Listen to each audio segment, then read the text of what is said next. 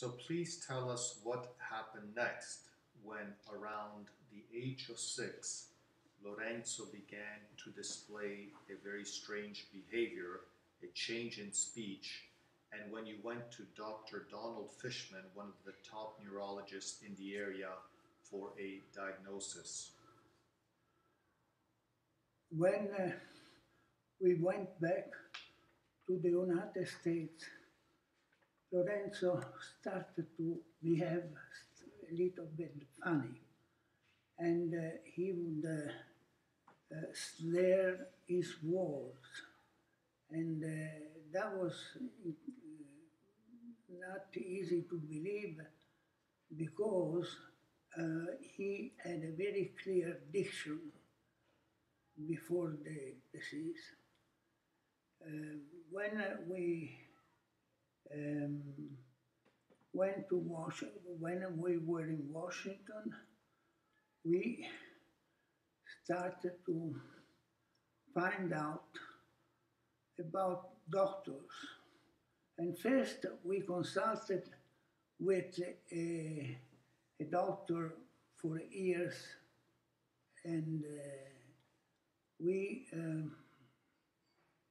one day Lorenzo's mother was reading a story, a child story, to Lorenzo, and Lorenzo did say, "Mommy, I cannot hear you. Can you talk louder?" And then my wife called me. I was at the World Bank, and I came immediately home. And then we consulted a neurologist to see what was wrong with Lorenzo. And we selected Donald Fishman, who was one of the top neurologists in the Washington area. And he made the diagnosis that Lorenzo had ALD. He did that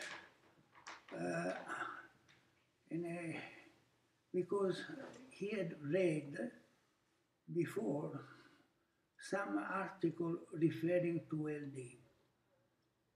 Otherwise, he would not have known. Then he said, "Well, your child cannot, your child is going to first lose his speech, then he could not, his gait, and then he'll die within 2 years." So I did not believe that because it was so incredible that my son would have such a rare disease. And I asked Dr. Fishman to refer me for a second opinion. And he said, yes, there is in Baltimore a doctor who is the world specialist on this disease. This doctor is Dr. Moser. And so we took an appointment with Dr. Moser, and he started by making a little bit of a gaffe, because he said, "Isn't it a nice day today?" And then he immediately knew that he had made this gaffe, and he said, "Oh, no, not for you." And, and Michela was, because Michela was very upset. And then he confirmed the diagnosis of Dr. Fishman. And he said, and then we asked, "Is there anything we can do for Lorenzo?" And we said, what would you suggest? And he said, I invented a diet with no fatty acids. Now let me explain you this business about the fatty acids. The key in this disease is that there are the carrier of this disease have a long chain fatty acid, and this fatty acid are destroying the myelin sheath, which surround our nerves, or the nerves of our brain. And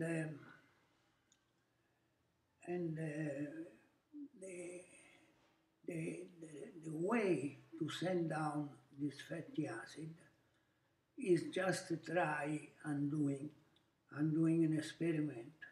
Dr. Moser said this fatty acid could go down by making a diet which would exclude every fat with the exception of chicken breast. The fat extracted from chicken breast could be given to the kids. Then he said, and also this fatty acid are in the peel of apples, pears, etc. So we went home and we started the diet. And we did the diet for about 2 months, but a very long chain fatty acid, they did not go down at all. And so we went back to Dr. Moser and said, would you suggest something else? And he said, oh yes, there is an experiment going on in Boston Children's Hospital, and this experiment is based on immunosuppression. So we went to Boston, we stayed there for 2 weeks, and the immunosuppression made the hair of my child, they disappeared completely. I mean, he was bald. So we had to find a hat for him. And okay, then we came back to Washington and we started to study ourselves the disease. And not only the disease, but also the underlying cause of the disease. And very soon I found out that in mice, the mice who got certain fats, in this case, they got fats derived from oil, and then they were killed, the mice, and the mice who got oleic acid, which is oil, they were feeding much better than the mice who got other types of oil. And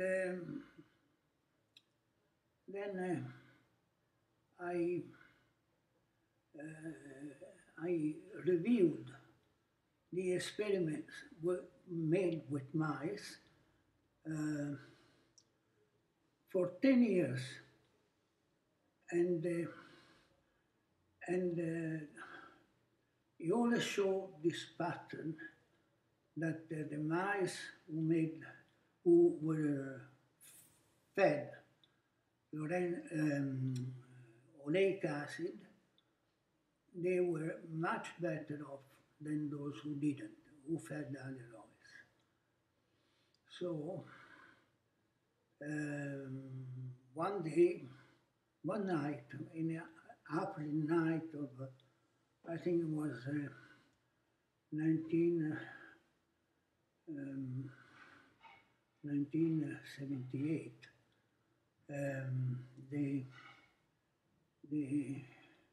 an idea came to me, and I said, gosh, if oleic acid is good, then perhaps oleic acid is a monosaturated fatty acid, and it corresponds to the formula C18-1. So I thought that if I could add another molecule of fat, which was the next molecule after C18-1 was C22-1, which corresponded to eurisic acid. Then I said, if we are going to cure this disease, we should give them a composition of oleic acid and eurisic acid. And that is what we did. And after a few days, the very long chain fatty acid in Lorenzo went down. They were normalized. And that was the first time that did happen in the medical world, that the fatty acid, the very long chain fatty acid, would be normalized. Then I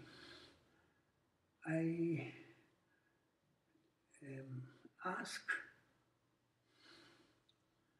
whether that was an important finding, and they said yes, but we don't dare to give children eurisic acid, because eurisic acid was bad-mouthed in the medical world in America. So Michela started to call all companies in the States, and no one wanted to touch the eurisic acid. And then so they went to England. She went to England, she called England, and she found Croda International, who would do it, who would do eurisic acid. So a gentleman, which was Dan Sadaby,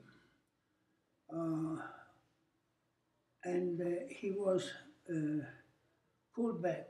He was in pension, and he was called back, and he produced the eurisic acid stuff, which we mixed with oleic, and we gave it to Lorenzo. And after a few days, as I said before, the very long chain fatty acid were normalized. Now, one interesting point is that Dan Sadaby is the only one who played himself in the movie Lorenzo Soil. And he was very